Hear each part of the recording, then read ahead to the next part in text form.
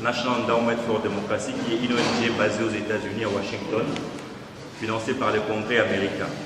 Et c'est dans ce cadre que nos amis sont venus de Goma pour exécuter certaines activités à Kisangani. Et comme il en est de coutume, avant de pouvoir lancer les activités, il est toujours important d'avoir une séance d'explication sur le contexte d'activité et une idée sur l'organisation qui pilote même les activités ou le programme. Et c'est comme ça qu'on a pensé qu'il était important d'abord vous présenter cette organisation, c'est quoi son travail et c'est quoi ses rayons d'action, qu'est-ce que cette organisation vise à travers l'exécution de ces programmes. Donc c'est un peu, nous avons notre ami qui a le nom ouest-africain Diallo, qui est également de Kisangani. Mais sans pour t'en prendre beaucoup de temps, nous voulons déjà passer la parole à notre ami Wilson qui va devoir nous parler un tout petit peu de Congo Peace Network. C'est quoi son travail, c'est quoi sa stratégie, comment elle a été créée, qu'est-ce que cette organisation poursuit dans le cadre des activités. Et ensuite, à la suite de cette présentation, nous allons procéder à l'étape des questions-réponses. Cette étape sera clôturée par la présentation d'un point focal des Congo Peace Network, la présentation d'un point focal provisoire, si je peux le dire ainsi, et ainsi va se clôturer la journée. Ainsi, Maître Wilson, confrère, vous avez la parole. Merci beaucoup, Maître. Merci pour la présence de tous et chacun ici, tel que Maître Eli le disait, je suis Maître Winston Mupekase, je suis le chargé de programme de justice, droits humains, démocratie et bonne gouvernance de Congo Peace Network. C'est une ONG locale qui a été créée depuis le 9 août 2010 à Goma. Et cette organisation a été créée par des jeunes qui venaient de finir fraîchement leurs études en droit. Puisqu'avec l'histoire de notre pays, c'est que vers les années 2003 jusqu'en 2009, surtout la région du Nord Kivu, n'est-ce pas, a connu beaucoup de violations et abus de droits humains. Maintenant, ces jeunes licenciés, ces jeunes juristes qui avaient songé à une approche d'encadrement de la jeunesse ont mis en place l'organisation Congo Peace Network. Congo Peace Network développe une approche un peu particulière qui intervient dans 5 domaines d'intervention. Le premier, c'est que nous travaillons dans le cadre de l'éducation civique et l'encadrement de la jeunesse. Deuxièmement, on travaille sur la paix et la cohabitation pacifique. Là, on voit la dimension gestion, résolution, prévention des conflits. La troisième dimension, c'est le droit humain et leur mécanisme de protection. Et là, c'est que nous concourons à la promotion de la connaissance par les citoyens de leurs droits, mais également de leurs devoirs, mais également en fait de contribuer à la lutte contre l'impunité. Parce qu'on a vu qu'il y a ceux qui estiment actuellement qu'il n'y a pas d'état de droit, puisque simplement, il y a plusieurs auteurs de graves violations, de graves abus qui ne sont pas poursuivis par la justice. Mais CEPEN, dans son approche de promouvoir les droits humains et la justice, voudrait bien que nous connaissions c'est quoi nos droits et nous connaissions notre part de responsabilité en cas de commission d'actes qualifiés d'infraction. Alors le quatrième domaine, c'est la démocratie et bonne gouvernance. Pour la démocratie et bonne gouvernance, nous sommes une organisation qui a foi que notre État doit un jour vivre la vraie démocratie. Puisque la démocratie au sens vrai, ce n'est pas seulement le pouvoir du peuple par le peuple pour le peuple. Il y a plusieurs attributs qui sont collés pour qu'on ait une véritable culture démocratique. Et CEPEN, dans son mandat, il essaie un peu d'amener les jeunes à s'approprier les valeurs démocratiques, à s'approprier également la défense, n'est-ce pas, de ces valeurs démocratiques pour une participation politique active à la gestion de la chose publique. Et le dernier domaine d'intervention, c'est celui que nous appelons Congo Dream. Congo Dream, c'est un nouveau département que CEPEN a mis en place également, en fait d'accompagner les talents de jeunes. Puisqu'on a vu que les jeunes ont beaucoup d'atouts, ont beaucoup de talents, ont beaucoup de qualités. Mais semblerait-il que ces jeunes ne sont pas accompagnés sur le plan technique avec des conseils. Mais la CEPEN essaie d'approcher les jeunes qui ont des visions vers les jeunes qui ont déjà réussi dans l'entrepreneuriat. Ça va, les jeunes entrepreneurs. On sait un peu de les approcher, en fait, de changer les expériences.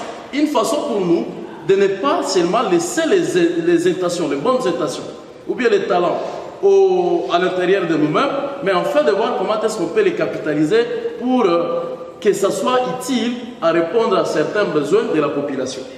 Alors, ça, ce sont nos domaines d'intervention. Et nous n'avons qu'une seule vision. CEPEN poursuit une vision, contribuer à la construction de la paix durable dans le respect des droits humains en RDC. On aimerait contribuer à une construction de la paix durable dans le respect des droits humains en République démocratique du Congo. Et c'est dans ce cadre-là que nous avons eu à bénéficier, tel que Maître Eli Kayembe le disait, on a eu à bénéficier d'une subvention de NED pour exécuter certaines activités dans la province de la Chopo et dans la province d'Imaniema, sans oublier la ville de Goma, au Nord Kivu, où nous avons notre siège.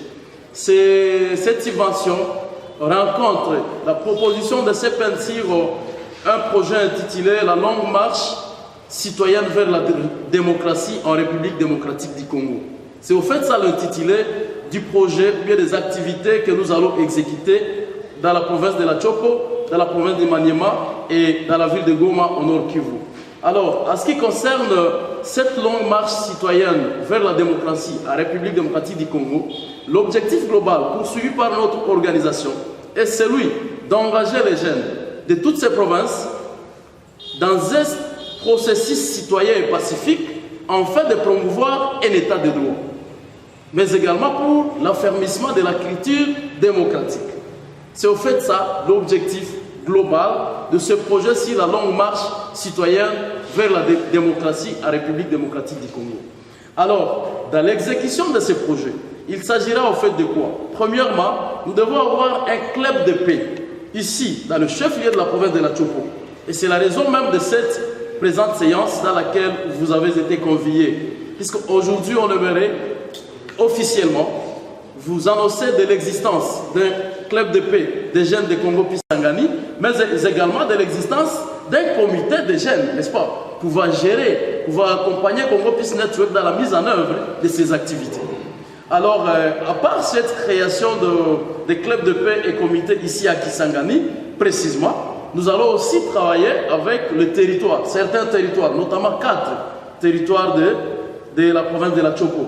Nous avons identifié, je crois, les territoires les plus proches de Kisangani. Ce n'est pas assez proche, mais c'est un peu proche. Il y a par exemple Isangi, il y a Bafouassende, et les jeunes de ces territoires viendront également pour participer déjà à la première phase de nos activités qui vont peut-être commencer dès demain. Alors, nous allons aborder l'exécution de ces projets au travers des séances de formation, donc les ateliers de formation. À part les ateliers de formation, il y aura également les séances de restitution, que les jeunes, après être, n'est-ce pas, outillés par Congo Peace Network, ils pourront aussi aller faciliter les activités dans le territoire. Puisque nous, on peut ne pas avoir la possibilité de nous déplacer régulièrement pour venir ici, mais c'est au travers des jeunes qui seront déjà formés à partir de demain qu'il y aura maintenant extension dans le cadre exécutionnel de ces projets dans ce territoire respectif. Maintenant, pour qu'on y arrive, on a besoin de la compréhension de la jeunesse, puisque la jeunesse, elle est au cœur de nos activités. Nous servons de la résolution 2250 du Conseil de sécurité de l'ONU qui parle de la jeunesse, paix et sécurité. Pourquoi la jeunesse, paix et sécurité? C'est par le simple fait que les jeunes sont à la fois considérés comme auteurs, mais également comme victimes de la plupart des violations et abus de droits humains.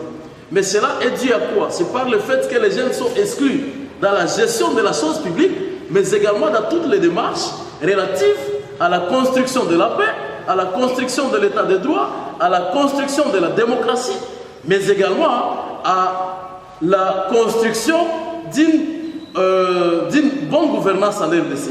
Alors, les jeunes étant au cœur de nos activités, nous les réunissons dans des structures appelées clubs de paix des jeunes.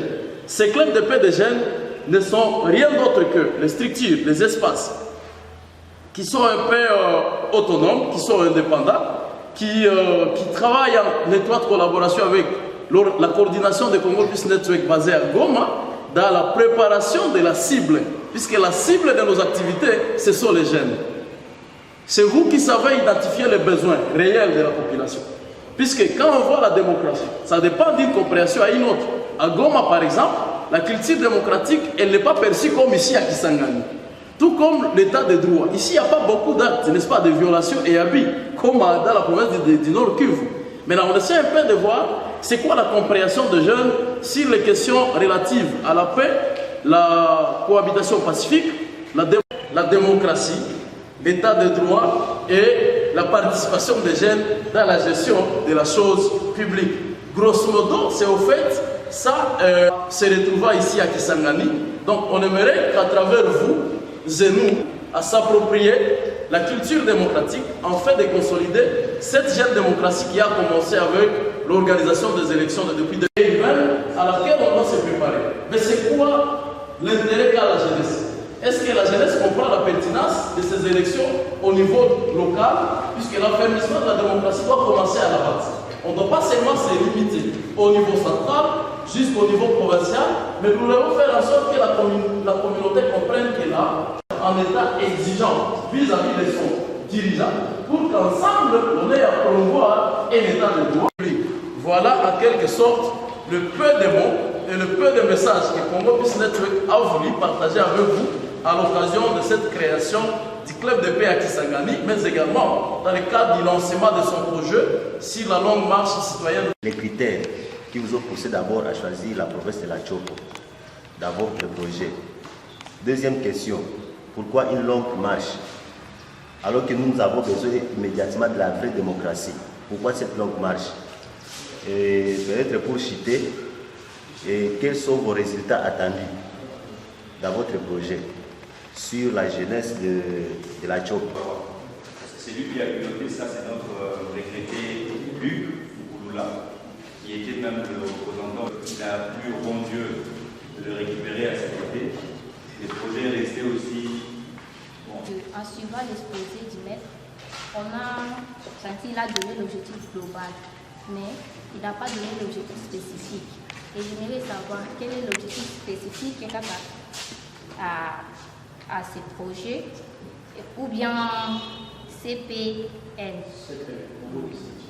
Et en plus, j'aimerais savoir l'état des lieux des violations faites ici à Kisangani. Parce qu'avant qu'il y ait l'exécution du projet, je crois bien que vous avez eu à faire pour examiner l'état des lieux des violations faites ici et qui pourra vous aider à bien exécuter les projets. Merci beaucoup. C'est la création et l'installation des clubs de paix des jeunes, n'est-ce pas? à Kisangani et dans les territoires. Ça va? C'est ça le premier objectif. Après qu'on ait mis en place ces structures de jeunes, ça va, ça nous permettra d'exécuter les autres projets spécifiques. Alors, le deuxième objectif spécifique, c'est renforcer les capacités des jeunes des clubs de paix sur le droit et devoir des citoyens, notamment le droit humain, notamment la non-violence active dans les revendications de nos droits, et enfin sur la démocratie dans son ensemble. Pourquoi renforcer les capacités des jeunes sur les droits et devoirs des citoyens, le droit humain en général, la non-violence active et la démocratie, sans oublier la communication non violente? Ça va? Le deuxième objectif.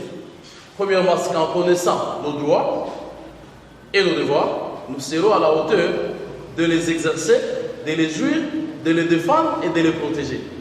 Et nous serions également appelés à nous soumettre à nos devoirs.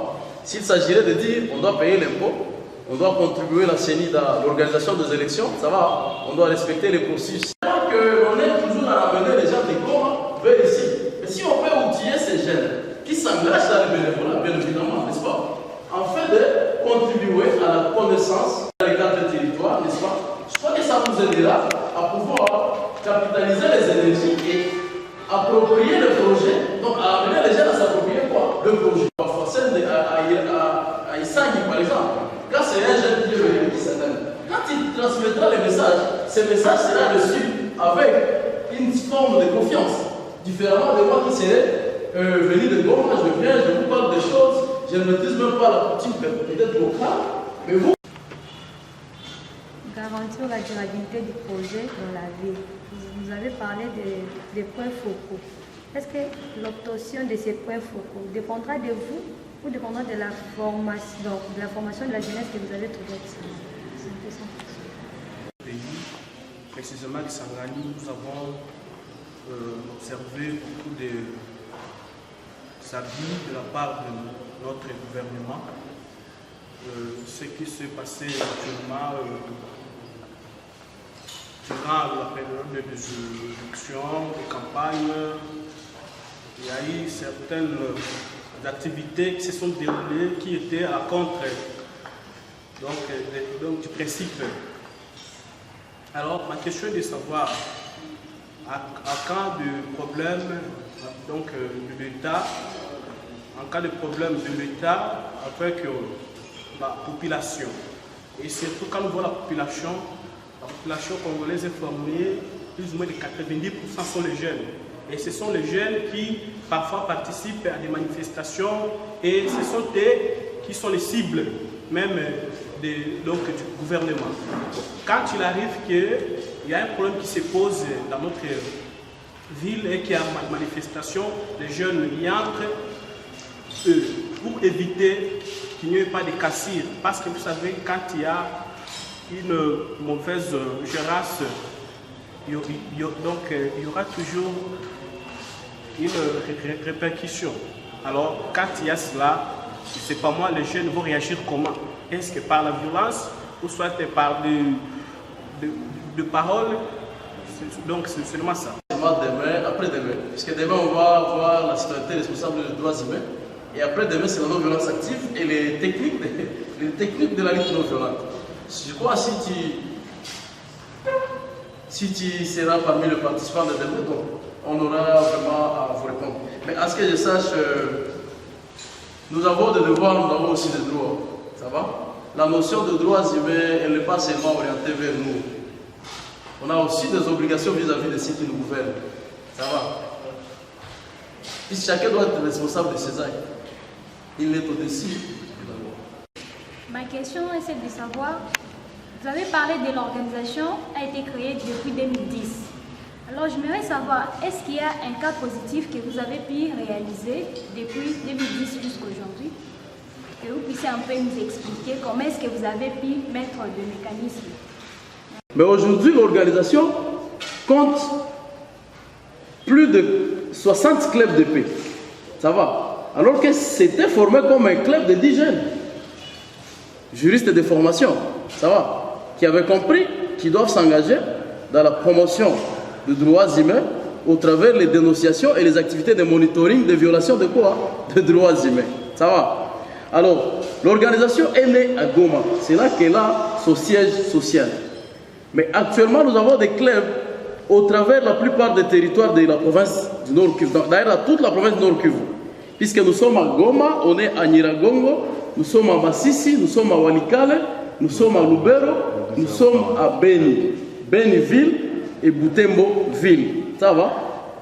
Ces clubs sont viables et ces clubs encadrent des jeunes, lesquels jeunes sont en train de mener les actions de quoi? Des revendications. Et qui ont boosté même certaines autorités à changer leur façon de faire.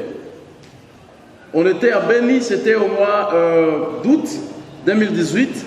On était là dans le cadre d'exécution des tribunes d'expression populaire, ça va? Et des réunions de plaidoyer qu'on a menées auprès des autorités. Après qu'on ait fait une réunion avec le commandant ville de la PNC, les jeunes de la Lucha, Beni, Céline de Beni, ont organisé une marche. Et la marche a été encadrée par la police. Chose qui n'était jamais faite. Mais tout ça a été venu de quoi?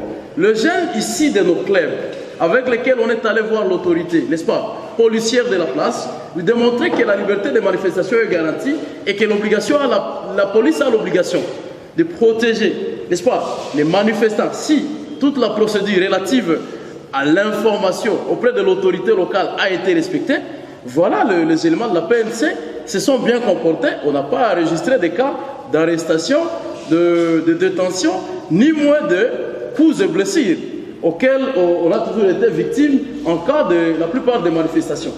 Alors, à part ça, c'est que dans la plupart des contrées où Congo Peace Network a déjà organisé des activités, puisqu'on fait des ateliers de formation, nous organisons des campagnes de sensibilisation de la population, on organise aussi les tribunes d'expression citoyenne, n'est-ce pas, et populaire.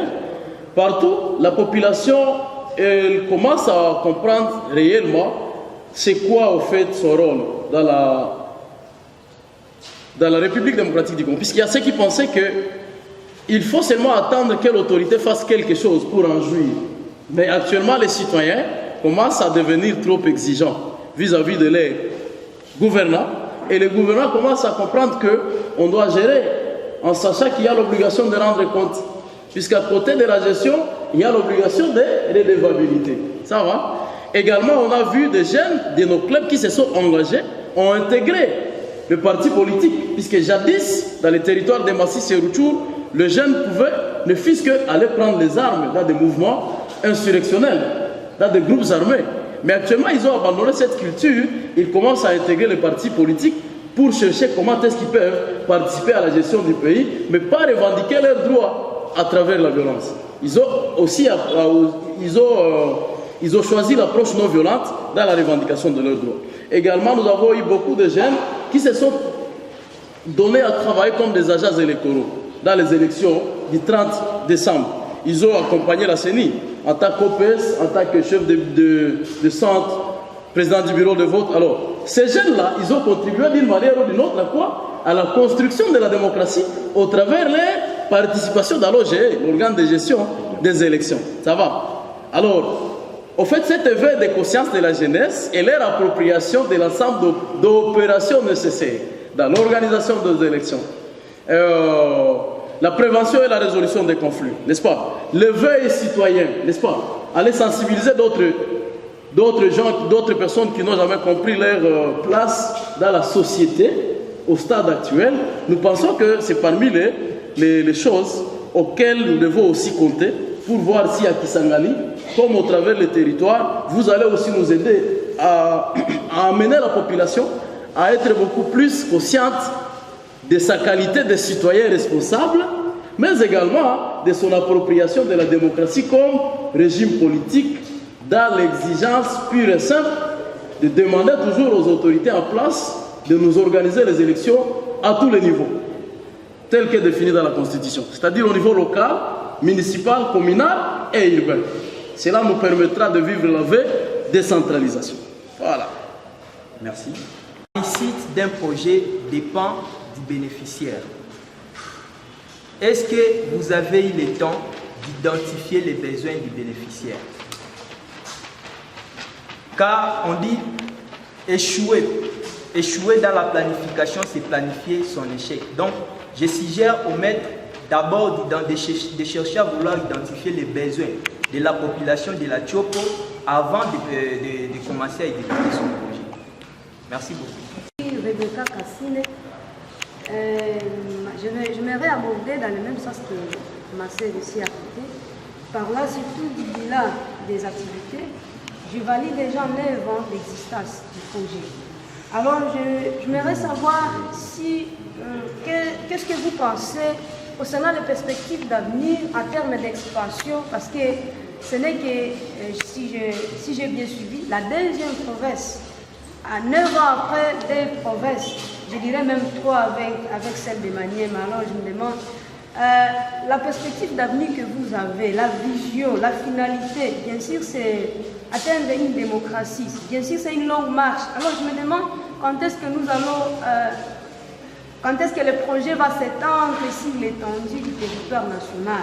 Quand j'imagine la province qui est juste à côté de nous, malheureusement, auparavant, quand on était la province orientale, elle pouvait être aussi un territoire que nous pourrions superviser facilement en termes de ramifications. La province de l'Ituri, elle est aussi vraiment une province qui est aussi ciblée, au même titre que celle de la Tchopo. Alors, que pensez-vous de ces autres provinces et surtout en fréquence d'extension? Veuillez voir votre fréquence d'extension, mais je vois que vraiment la fréquence est très, très minime. Mais aussi une autre question à propos de la fréquence d'activité. Ici, au niveau de la Tchopo, les activités seront-ils mensuelles ou trimestrielles? J'aimerais vraiment avoir d'éclaircissement sur le temps, parce que qui dit projet, le facteur temps est aussi très important. Une lenteur. Tout dépend des temps et des circonstances et des moyens. Cela, c'est pour être honnête, parce qu'il y a beaucoup de gens qui viennent avec des Français. Puisqu'on doit vous dire vrai, les organisations locales vivent, on dépend de quoi? De moyens. À Goma, on peut avoir des activités de routine que nous faisons chaque jour, qu'on soit financé ou pas, nous faisons des activités. C'est pas. Alors, il y a d'autres activités qui nécessitent des moyens. Ça va? Comme pour venir ici. Si on emboîtait la voie routière, ça nous prendrait combien de temps? Ça va? Alors, la question relative à l'extension en soi, ça dépend de plusieurs facteurs. Cependant, nous sommes déjà effectivement sur l'ensemble de la province d'Nord-Kivu. On est déjà à Bukavu, au moins dans 3 entités. Ça va? On est actuellement, on est à Kin, ça fait 3 ans, n'est-ce pas? Nous avons des points focaux à Kin, ça va? C'est que l'organisation a déjà quelque chose d'existence à Kinshasa. On est maintenant à Kisangani, ça va? Kisangani, et on sera la semaine à 8 à Kindu. Alors, si je peux m'évaluer, je crois que c'est quelque chose de très grand. Puisqu'il y a aussi des organisations qui ne sont que dans un territoire, d'autres même dans une localité. Nous tous, on est des ASP, n'est-ce pas? C'est ça notre nature juridique. Vous comprenez? Alors, je crois que nous sommes en train d'y aller petit à petit. Ça va? Et nous avons toujours cru que le changement ne doit pas provenir d'un exercice immédiat. Ça provient au fait de la volonté de nos collaborateurs. Comme on arrive ici, ça va? C'est la première expérience. Tu vois, on est déjà là. Nous sommes en famille. Tout le monde s'est mobilisé pour que nous soyons ici. Tout le monde s'est mobilisé pour vous faire part à notre communication. Ça va? Et nous allons croire qu'au travers de vous, les autres provinces voisines de l'ex-province orientale seront aussi un jour couvertes par l'organisation Congo Peace Network. C'est ce que je pense. Mais la périodicité telle que les confrères le disaient. Alors, en rapport avec l'exécution des activités, ça va? Au fait, je crois, dès quand est-ce que le bailleur de fonds nous envoie les tranches? Comprenez? Voilà. 2 semestres, 4 trimestres, ça va? Maintenant, ça dépend aussi de la disponibilité des fonds, si je me fais comprendre. Mais en soi, on est ici, on peut encore revenir ici après une période, voilà. Endowment for Democracy qui est basé à Washington, c'était justement réunir les jeunes et les éléments de la PNC pour réfléchir autour de la gestion rationnelle des bénéficiaires publics. Ça veut dire que les jeunes doivent adopter un type de comportement qui doit faire promouvoir des manifestations publiques sans casse, sans débordement. Et de la part de la police aussi d'adopter une certaine attitude qui vont concourir à des manifestations publiques qui vont se solder non pas par des débordements, parce que nous avons rappelé aux autorités que la plupart des cas, ce n'est pas le moyen que le jeune utilise qui crée les débordements, qui crée tout ce que nous décrions, le mort, mais c'est également la répression que nous réservent les autorités qui crée des situations. Lorsqu'on a appliqué à Kinshasa avec la manifestation, la grande manifestation après l'application des résultats à Kinshasa de Martin Fayulu, où il a réuni pas mal de gens et la police n'est pas intervenue. On a vu qu'il y avait 0 casse, 0 blessé, ni de la part de manifestants, ni de la part de la police. En tout cas, c'est ce que nous essayons de faire. Je pense que nous sommes déjà entrés dans le bain de l'organisation, donc nous savons déjà à peu près ce que l'organisation vise dans la province ou dans la ville de Kisangani. Ma question va plus s'adresser aux organisateurs parce que vous nous dites que déjà d'ici demain, il y aura une formation qui va déjà débuter. Et les organisateurs, je voudrais savoir si ces organisateurs ont eu d'abord sur la formation sera à porte ouverte ou bien il y aura des critères de sélection. Et s'il y a des critères de sélection, je voudrais savoir si ces organisateurs ont tenu aussi compte des jeunes qui sont à Lubunga et même à Lubuyabira, parce que dans la plupart des cas, on constate que certaines organisations se limitent juste à sélectionner les jeunes qui se trouvent dans les 5 communes qui sont dans la ville de Kisangani. Et j'aimerais savoir si vous avez aussi sélectionné les jeunes de Lubunga et de Lubuyabira, PK11 et les autres dans la communauté. Et vous avez parlé à un certain endroit des règlements pacifiques de conflits. Et c'est plus dans ces périphéries et dans ces villes et dans ces communes qu'on essaye d'isoler que ces problèmes arrivent le plus. Et si vous avez tenu compte de ces personnes-là qui vivent là-bas. Local sur place, basé à Kisangani, lorsque nous recevons une ONG qui vient de Goma ou d'une autre province ou d'une autre ville, notre rôle est d'orienter vers la bonne cible pour ne pas pour ne pas rater les résultats que nous comptons ou que les organisateurs veulent réaliser. Nous observons la société et nous savons qui fait quoi. Nous sommes dans une société où tout le monde est observateur. Et même les observateurs sont aussi observés. C'est-à-dire on sait les jeunes qui sont plus ou moins actifs, mais on peut aussi rendre ceux qui ne sont pas actifs. D'abord de jeunes qui ont déjà commencé ou qui participent à ce genre de débat. C'est comme ça que nous avons ciblé des jeunes déjà des mouvements citoyens, des organisations